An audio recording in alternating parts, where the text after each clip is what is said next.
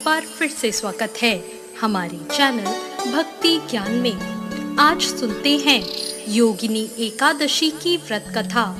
धर्मराज युधिष्ठिर ने भगवान विष्णु से कहा, भगवान आप मुझे आषाढ़ कृष्ण पक्ष की एकादशी की कथा सुनाइए।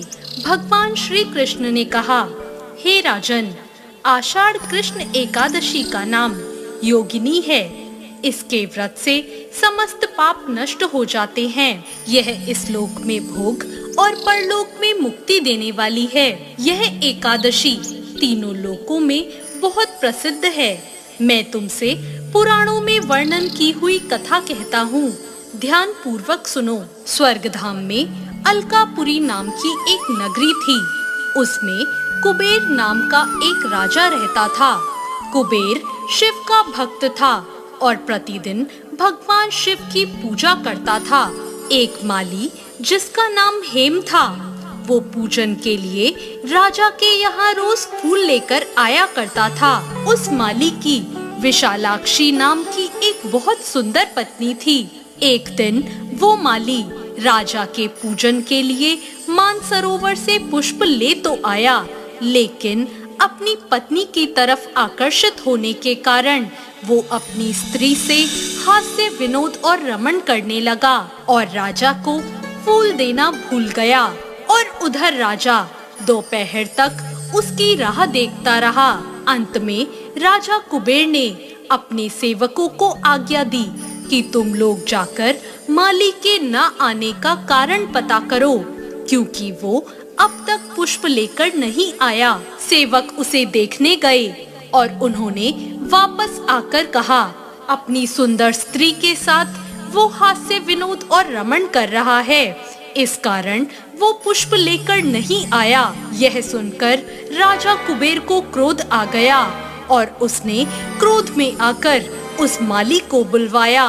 हेम माली राजा के भय से कांपता हुआ वहां उपस्थित हो गया। राजा कुबेर ने क्रोध में आकर कहा, अरे पापी, नीच, कामी, तूने मेरे परम पूजनीय ईश्वरों के ईश्वर भगवान शिव महाराज का अनादर किया है। इसलिए मैं तुझे शाप देता हूँ कि तू अपनी स्त्री का वियोग सहेगा और मृत्यु लोक में जाकर कोढ़ी हो जाएगा। राजा कुबेर के शाप देते ही माली हेम का स्वर्ग से पतन हो गया और वह उसी क्षण पृथ्वी पर जाकर गिर गया। पृथ्वी पर गिरते ही उसके शरीर में सफेद कोढ़ हो गए और उसकी स्त्री भी उसी समय अंतर्ध्यान हो गई।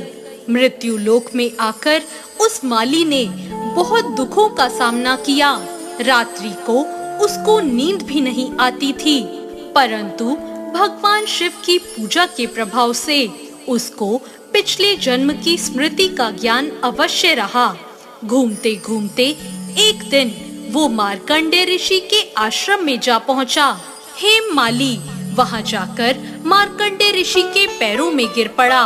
उसे देखकर मार्कंडेय ऋषि बोले, तुमने ऐसा कौन सा पाप किया है जिसके प्रभाव से तुम्हारी यह हालत हो गई। फिर माली ने अपना सारा वृतांत मार्कंडेय ऋषि को कह सुनाया। उसकी बात सुनकर ऋषि ने कहा, निश्चित ही तूने मेरे सामने सत्य वचन कहे हैं, इसलिए तेरे उद्धार के लिए मैं एक व्रत कहता हूँ।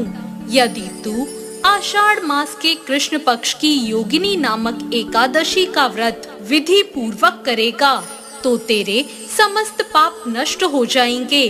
यह सुनकर हेममाली बहुत प्रसन्न हो गया और मुनि को प्रणाम करने लगा। मार्कंडेय ऋषि ने प्रेम पूर्वक उसे आशीर्वाद दिया। हेममाली ने मुनि के कहे अनुसार विधि पूर्वक योगिनी एकादशी का व्रत किया और इस व्रत के प्रभाव से वह अपने पुराने स्वरूप में वापस लौट आया और अपनी स्त्री के साथ सुख पूर्वक रहने लगा। तो ये थी योगिनी एकादशी की व्रत कथा। भगवान श्री कृष्ण बोले, यह योगिनी एकादशी का व्रत 88,000 ब्राह्मणों को भोजन कराने के बराबर फल देता है। इस व्रत को करने से सारे पाप दूर हो जाते हैं और अंत में स्वर्ग की प्राप्ति होती है। आप सभी को ये कथा कैसी लगी कमेंट बॉक्स में जरूर बताएं और हमारे चैनल भक्ति ज्ञान को सब्सक्राइब करना ना भूलें। धन्यवाद।